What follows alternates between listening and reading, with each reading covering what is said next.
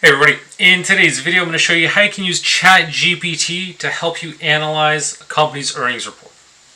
So for today's example, I'm going to use Microsoft. They recently released their Q4 numbers, and what I'm going to do is get this data into Excel and then load it into ChatGPT using a prompt that I've been testing it with, and see how well it can analyze this earnings report for me. The key thing I'm going to do is ask it to generate a table showing the year-over-year percent changes and for it to identify large expense items.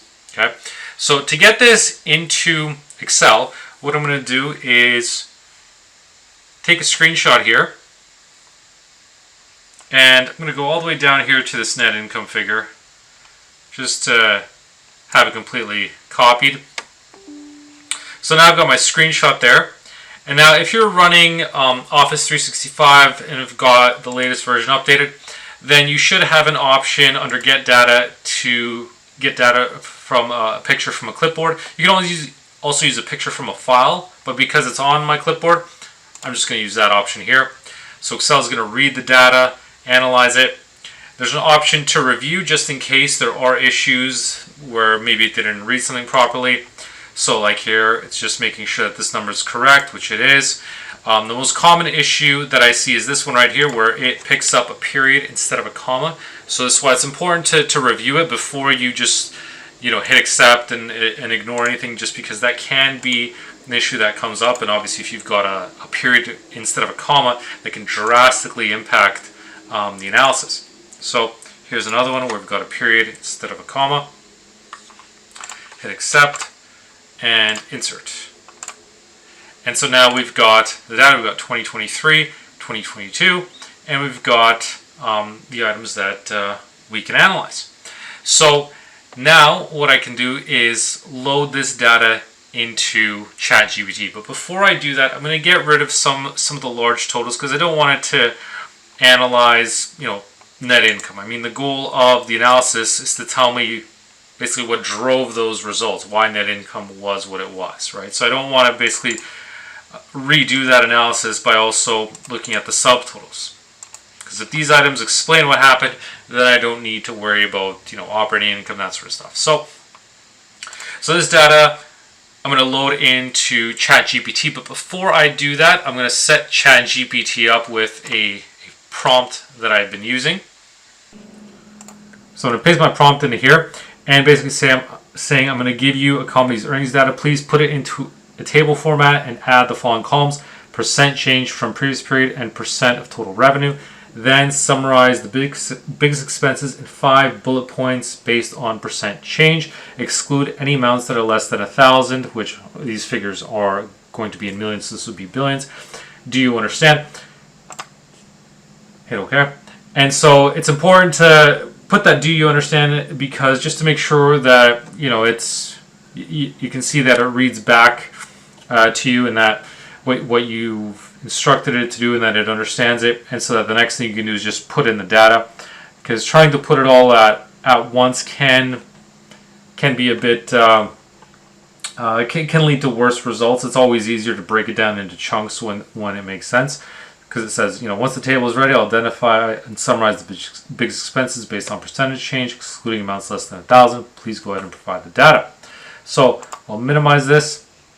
And now what I'm going to do is just grab these values here, and I'm going to paste them back into here. So it doesn't matter that this isn't really formatted properly, because as you'll see, ChatGPT can still figure out what belongs to what line item and column. So now we've got it spitting out a table for us. You can see we've got the percent change, we've got the percent of total revenue. So as opposed to you doing this manually, ChatGPT can do this nice and neatly for you. So in this example, we can just straight up take this and do a copy and paste back into Excel and say, thanks ChatGPT for doing that work for us. And that looks to be okay. All right, so these percentages all match up. Now let's go back and look at its analysis. So it's got the biggest expenses based on percent change, excluding amounts less than 1,000. So general administrative expenses were up by 25%, and that looks to be correct. Service and other, this expense increased by 7% from the previous year. So this one is pointing to the cost of goods section here. Now, this is a bit confusing in the sense because there's two service and other, so I could have classified this a bit better, but it's pulled the right one. Provision for income taxes rose by 23.97%. That was the largest one as well. Sales and marketing decreased by 1.59%. Research and development decreased by 1.61%. And so it excluded it from the list of big expenses. There's no previous period to calculate the percent change. So that one was relating to this one. And that was a small item that should have been excluded anyways. And so as you can see, we've got ChatGPT doing this for us and also identifying the big cost changes, which it did a fairly good job on, because we got, if we look at this in terms of costs, the biggest one was definitely general admin, provision for income taxes, so it got those. Service and other was also 7%, and it was smart enough to know that even though this one was a 16% increase, it knew that this was in the revenue section, which I think is just pretty impressive, because if you just looked at the percent changes, you might be tempted to say it's 16%. This should be in there, but that one wasn't included, so it was actually pretty good. And I, could have expected it to do that incorrectly just because I didn't label that one properly, because service and other are identical. This one's cost of good, this one's revenue. But ChatGPT figured out that this is in the cost section, and this was in the revenue one, so that's a pretty smart observation for it.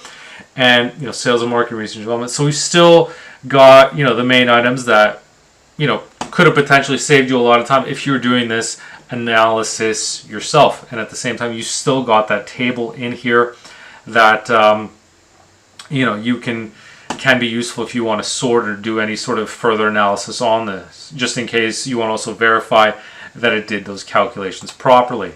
Now, sometimes ChatGPT can give you unexpected results. I'm not going to say it's always perfect. There's times where I give it instructions and it'll include things like expenses that are less than $1,000, even though I've mentioned or less than a billion, less than a million, whatever the case may be, and it still includes them.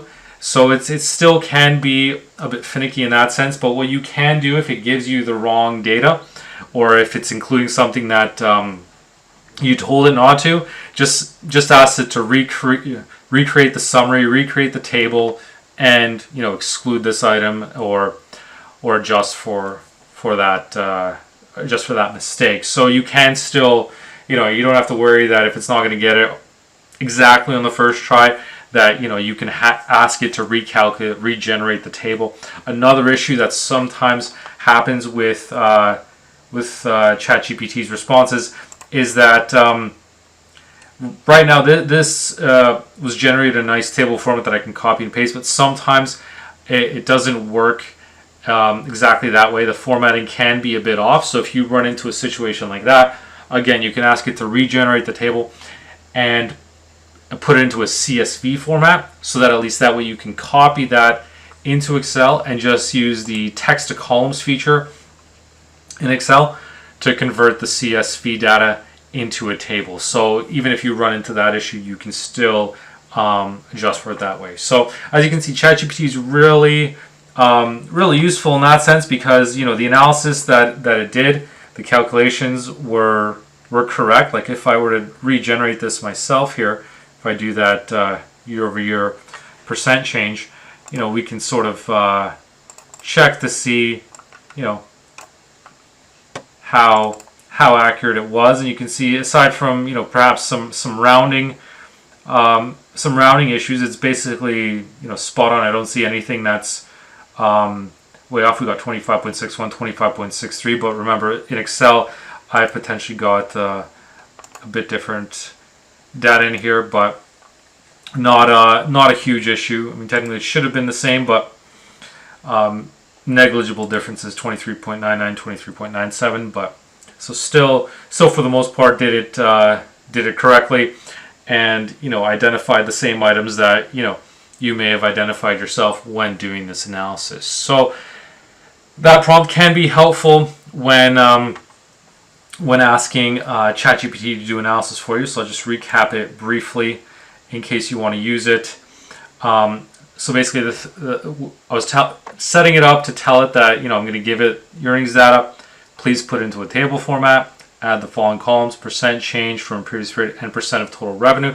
Now you'll note I did not explain what these mean because ChatGPT can figure out by the name that I'm looking at the percent change from the previous period. I don't also need to state that I want you to calculate the percent change from the previous period.